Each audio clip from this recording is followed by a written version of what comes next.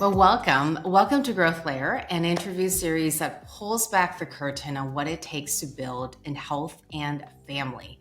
And today's guest is Katy Whalen, co-founder and COO of Joi Blokes, a telemedicine startup reshaping how women and men approach longevity, hormone, and preventative care. Katy, welcome. I'm excited to dive in, and thank you for doing this. Thank you. Let's go ahead, and I thought it would be good to start with the origin and birthing of Joi Blokes. It sounds like you have had personal health struggles and you were looking to solve a problem in the space. It's also a very crowded space. So I want to hear your story. Like, what prompted and sparked the birthing, and then how has this evolved over time? Yeah, great question. And first of all, when we started this, I feel like the space was not crowded. And that's exactly why we kind of got into it, is because, my husband and I actually worked together. And it was actually my husband that launched the men's side of the business first. He had his own personal health struggles, hormonal struggles. So yeah, he was the healthcare entrepreneur for the men's, which is our men's or brother side of the company. And I was not going to be involved. I was like supportive. I'm like, let's go for it. I'll root from you from behind the scenes. I was just really focused on building our family. And that process ended up being really tough for me with, miscarriages and IVF and all the things. And then I did successfully have 2 healthy babies when I was in my early 40s. But it was kind of crazy for me because when I was done with all that, then I was like, whoa, like I had all this help during that time. And now I'm a big mess. And where is the help? And for me, it was such a light bulb moment when at the 6-week appointment, they're like, congrats, you're on your way. You're fine. You don't need to come back for any more checkups. And I was like, wait a minute, like I am not fine. The brain fog and the anxiety was through the roof. And I was just like, I don't have, the energy I need now to take care of these babies that I wanted so badly. And then I actually was lucky because I got to go through the men's side of our company, what Josh had created. And it was very life-changing for me to actually have like support in where I needed it. There was, we started with a big lab and there was all these things to look at and say, what can I improve here and there, start slowly. And then, once I started seeing results, I started trying other things. And I really got to a place where I was blown away by how good I could look and feel post babies, being in my, mid 40s. And I just felt like I had somehow found this kind of secret because I'd seen women around me struggle throughout my whole life, right? It's like women that like, oh my God, they're so strict on their diet and they're so strict on their regimen and still like things don't budge or they're still not happy. And I honestly just hate that struggle for women. And so I felt like we needed to do this for women. It's great we're serving men, but it's just not enough. Women deserve this. And so that's when I joined my husband and we launched the women's side called Joi. And so here we are, and we're one company, but we do kind of speak to men and women differently. Yeah. I can personally resonate. I have right now, he's almost 16 months. So I have a toddler and I have 2 boys, but I can definitely resonate with when you're coming out of pregnancy. It's so interesting how nature has set this up. So you go through pregnancy and then your hormones are all over the place. Then you come out of pregnancy and now you're exhausted. And then you have a baby to take care of. And the brain fog and the hormone shifts, the hair changes. It's an absolute intense period. I'm glad we could laugh about it now.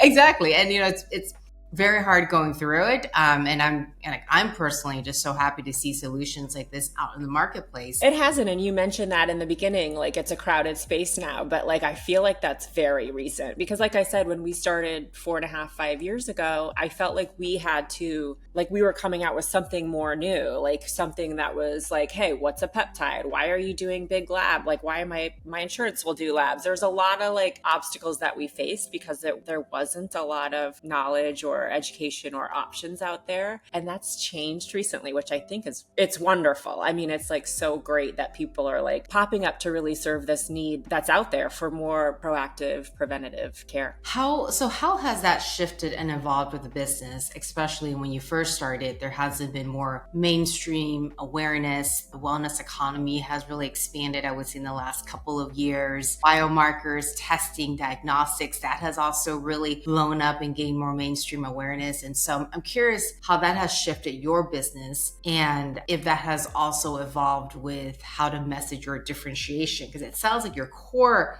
solutions are the same, right? Or has that changed as well? Yeah, and what's interesting about that is when we started with these big, I guess now they're called longevity labs. We call them, comprehensive labs. And people would be like, you don't need to do that. Like, why are you doing that? Especially what's crazy too is when it's around women's hormones, we got a lot of haters saying like, oh, they're just trying to charge you this money and, lead with fear or whatever, but you don't need to do labs because hormones fluctuate. And so we came up with a lot of, walls with that kind of rhetoric. And now it's changed. Now people are understanding the value of labs and how they can be useful. So this is like an option for people who are really interested in owning their own health. And, what we think we're doing is switching from a, provider-driven healthcare system to a empowered patient system. Is one of your differentiators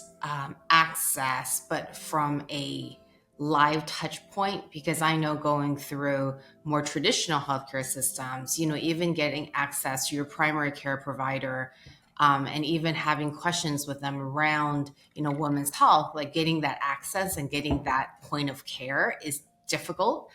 And something that I saw about your offerings is that when you're going through diagnostics, you also have access to live support. So I'm kind of curious, like how that is structured. Is that an area of differentiation? Yeah, that's honestly, you nailed it. It's huge for us. We really believe that although the labs are just a wonderful, starting point, a wonderful way to like get information and data on what's going on inside of you, we really feel like that clinician visit is such a huge part of what we do and so important for the patient or the person, because if you just get back a bunch of lab data, like even if it looks pretty and it's interpreted in a nice way, like you still have questions. You still want to talk about your symptoms and your goals, because everyone is so different in how they work or what they're experiencing or what they feel like. And so I think it's so important to map the data with what's actually going on in your everyday life. And so we find that that is a huge point of differentiation for us. Like we're going to always want to use the data. We're going to always want to incorporate AI and have a fancy portal and have a fancy app. But like at the end of the day, like we're humans and health is very personal. And so everything needs to be highly personalized and people want to feel heard, honestly, like still. And I will tell you, like one of my biggest excitements in the day is if I see a review or if someone tells me like, I finally feel heard. And if you think about that, like, a woman who's probably in her mid 40s or 50, like she's never felt heard going to the doctor in all of her life. That's wild to me. So like, it's a big win for us when I hear a patient say that. Wow. And do they get ongoing live support?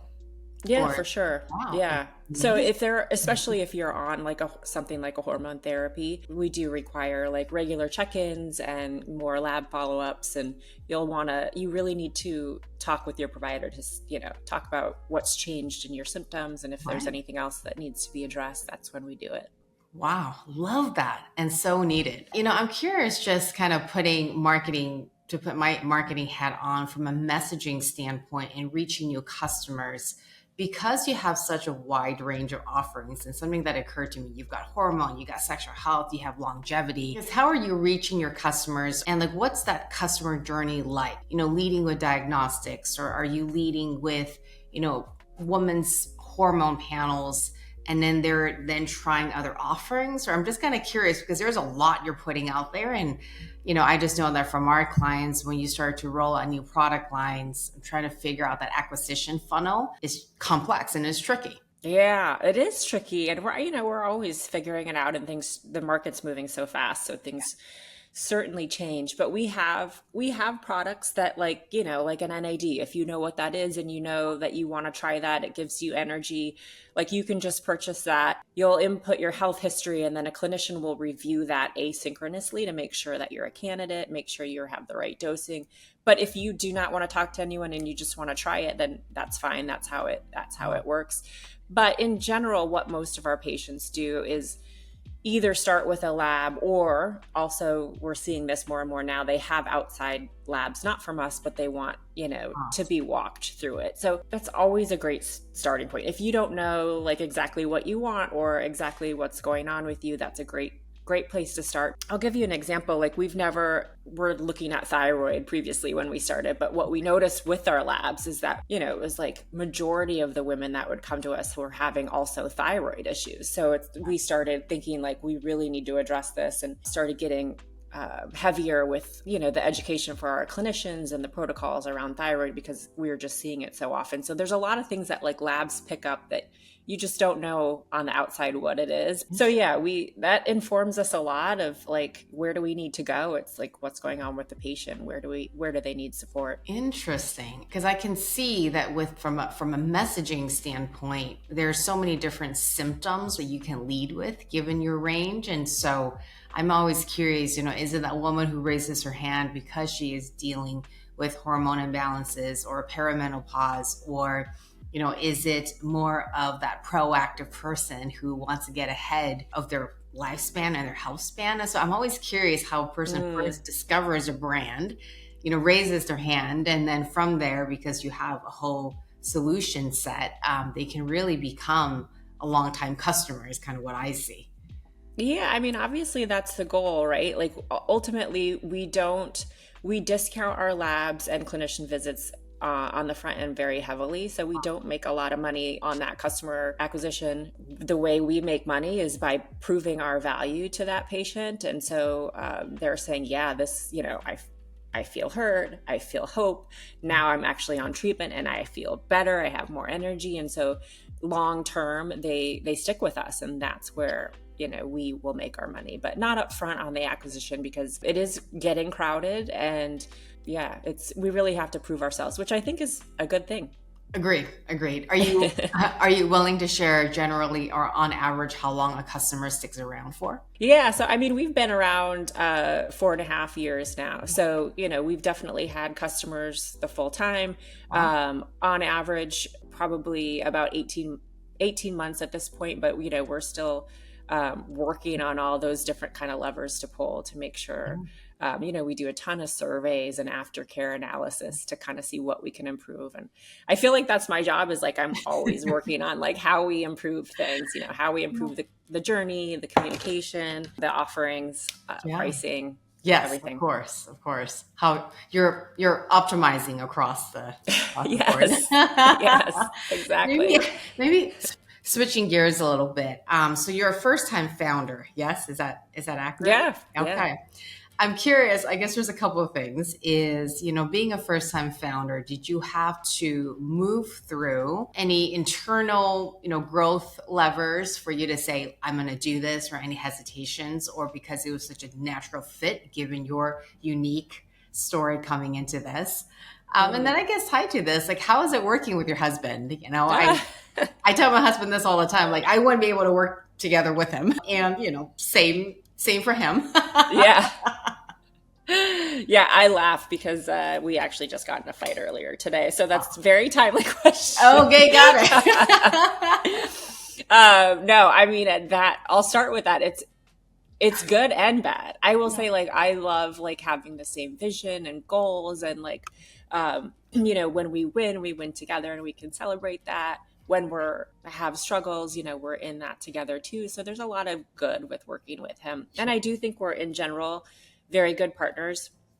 We have strengths and weaknesses, which, complement each other. But it is hard. And what's really hard is, when things aren't going as well as you want. In general, like, being an entrepreneur is way more stressful than I knew it was going to be. And it's been ongoing stress now for quite some time. There's like, you don't feel like there's breaks on it, really. Like, it's just constant. That will eat at anyone individually. It will eat at any relationship. And so managing that, figuring out how to manage that for each other, personally on our own is very important. So we need to do the own things like self-care, like, what are you doing to make sure you are okay? And then you have to do also the stuff for the marriage to make sure that, your marriage is okay. Right, exactly. And that totally makes sense. I'm not Yes. I'm not Working sure. through it. If you have any tips, I'm all ears. Well, I know for me, I don't think I would endure as a founder if I didn't have my, I call it my personal team, right? I've got my therapist. I Mm-hmm. have an energy worker I've been working with for the last decade, pretty much ever since I've become an entrepreneur, who also supports me, and so I do a lot of both holistic practices, and then like just like mental between the yoga, the breath work. I just feel like that's necessary. If you I want do to stay too. clear, right, with hiring, managing team, leading teams. I'm in my mid 40s now, and I feel like I used to be able to like really grind through and like Same. multitask like the best of them, and that's just, I still do that and I still try to do that, and but it just doesn't work like it used to. Like there's just like a wall that I hit, and I'm just like, I gotta take care of myself every day, even if it's just like 5 or 10 minutes to go, do red light or whatever it is that Yes, go outside and ground or whatever it is that kind of helps me. I agreed. just can't The same. Yeah. grind it out anymore. Same. And I don't know if this is being overly optimistic. There's a gift in that too, because I did used to just push through the walls. And now with being a mom, it's like you can't really do that. You don't want to do that. Yeah. I love red light therapy too, by the way. And so then it's figuring out how to orchestrate the right team, right? Where you can really show up. And then yes, like it's definitely a long day, right? I mean, you're working, then you're being a mom, and then you're being a wife, and so it's Yeah. definitely full on. And that transition is hard, isn't it? Yes, From like you're like done at 5, your kids walk in the door, and yes. and I did hear from one. I was in this really wonderful group called CEO Mama, where it was like a Okay. very supportive for entrepreneurs with children, and I got a good tip that I don't always practice, but I need to, where she would give herself a good like half an hour where it was just like, I'm going to meditate or I'm going to go for a walk or whatever it is in between. And when I do that, it feels a lot better, but I do need to make myself do that. I agree. I have heard of this tip as well. I have yet to implement because there's just so much I need to, move through. And so I just haven't been able to put that into my daily structure. And I can see how that would be super beneficial. It just, in some ways, it feels almost like a luxury to be able to have that It is, transition yeah. at the right time. I'm curious as to what unexpected pivots have come along the way. Has it been more, expanding solutions as you uncover customer needs? Has it been more around how you're structuring the company and building out team? Because you have been in business for a while, and especially in this space, it's a very long time. It feels like a long time too, but hopefully we have some more runway in us. Yes, yes.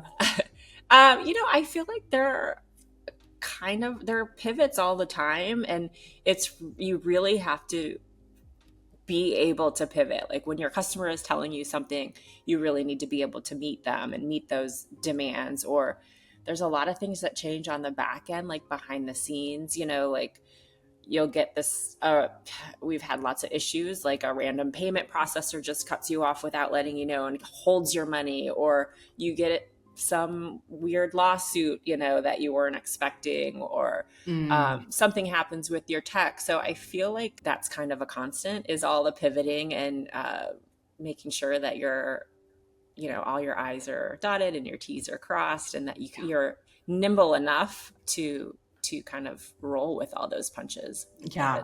That I can see that, and especially being in health, right? There's a sensitivity of messaging. There is a sensitivity of support. I mean, you mentioned lawsuits, and really being mindful of that. You want to grow and get bigger, but with that becomes more visibility, and then you become a target. And there's all kinds of weird, like I learned all of this the hard way. There's all kinds of little, legal loopholes where you have to make sure, that your website is accessible enough, and you have to make sure that your claims on your advertising marketing Yes. campaigns are very accurate, because there will definitely be people out there who are just waiting to jump on that, and lawyers that are just waiting to serve Mhm. you those papers. So I you can, really have to make sure you have the right, legal advisors and team behind you to make sure that you're doing all the right things, especially in healthcare. I can see that. And I heard similar instances just from working with other brands as well. So I can get Mm. that. You and I talked about this for a little bit the other day. In terms of marketing channels, which ones are performing for you? I know the other day we spoke about having to be in more channels than is necessary these days because it is more complex to reach your customer. It requires those touch points. But which channels have been effective for you? Has that changed over the last couple of years? And I guess tied to that, like what's next, right? Mm.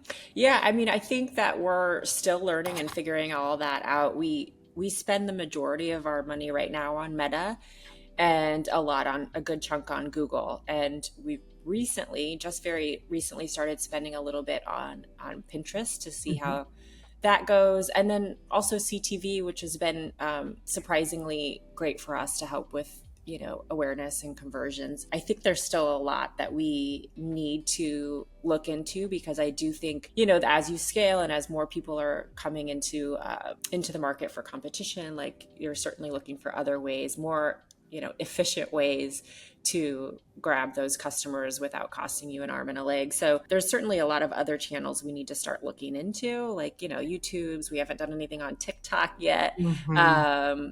So a lot of other channels that we're kind of in discovery mode on. What about something that I see with brands, and I think we mentioned this briefly the other day, is that they wait too long, at least in my opinion, to focus on life cycle, email, SMS, and hitting those retention touch points. And I'm curious how that has been for you. Did you wait? Did you not wait? Yeah. Yeah. Oh, for sure. Email marketing is so important. And I feel like we did not do a great job at that for quite a long time. And we're Mm. just probably in the last, 8 months, really trying to Oh, perfect that and doing a great job.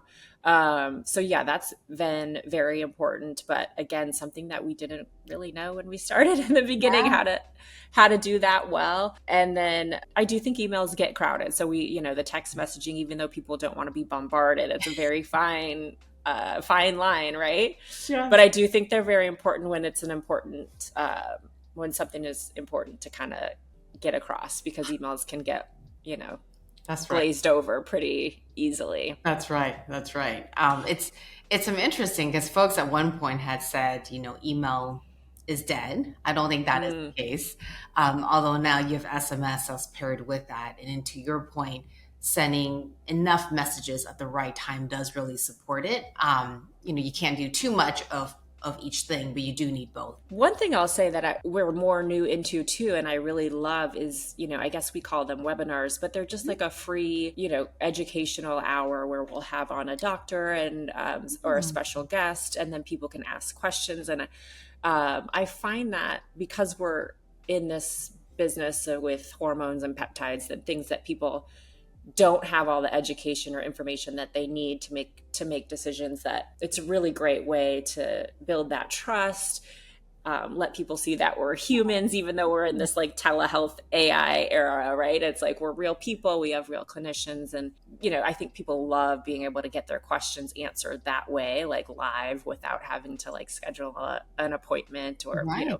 pay for an appointment. So that's been really wonderful for us, and something that we really enjoy providing. I love that. And that makes so much sense. Are you offering that, say, on a monthly basis? Are you offering that to both existing and potential customers? I'm curious how Yeah. that is. Okay, got it. Yeah, we try to do one once a month. We might miss one every now and then, but yeah, and then we'll have it's open to anybody. Obviously they have to be, if they need to be probably following us to see that we're what we're Sure. doing, but it's open to anyone. And then we always have the replays too, and then send, kind of recaps of any kind of good tips that the expert has provided. I love that. And that really makes so much sense. I mean, one of the ad formats that we have some health brands testing are the longer form video ads on YouTube. I actually call them micro webinars, but especially in the health space, to establish the trust, to build the relationship, having regular content webinars where you're not really selling, but you are still, that makes so much sense. And I love that format. Yeah, that's a great content webinar. That's a better word to describe it. That makes sense. Yeah. Educational. And I'm curious, have you been able to show or attribute a lift in sales to new customers in that year? Or are you seeing a longer retention play? Or I'm just kind of curious. I don't know. I don't know if we can say that we've actually like been able to measure retention wise or new customer wise. We always feel like we have pretty good turnouts, pretty good engagement, people asking questions, people saying like, thank you, this was so helpful, that kind of thing. I'm always curious in terms of how content and organic, from what we've seen, there is a connection. The attribution isn't always perfect. And so that's always been a curious topic for me. Some of those are harder to actually measure, right? Or yes, exactly. Pinpoint. Well, why don't we talk about what's next? Like, what's exciting? What do you see as the next vision and chapter? I feel like that would be a great note to wrap up on. Yeah, I mean, we are definitely excited about, right now we're working on like new stuff to launch, new products to launch, hoping to get really into some better peptides or more peptide offerings in the near future. It really is more dependent on how the current government will allow, what they'll allow on the compounding list. But we're hearing good things that we'll be able to do more of those soon. So that's pretty exciting. And then we're getting ready to launch some gut health testing and other testing that we can tell that our patients are in need of. So new stuff like that happening soon. And then we're just, as a business, just working on scaling. We're, working with a debt partner right now to help fund some of that growth. And then just working on reaching more people. That's our main goal for next year. I love that. It seems like gut health has gained even more mainstream awareness and just understanding like the need of it, even though it seems like we're still at the beginning, right, of understanding how gut health ties to your skin health and to your brain health. And so I think that's really exciting. Yeah, for sure. Well, thank you so much.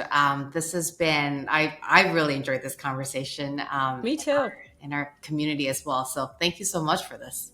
Yeah, thank you, Destinee.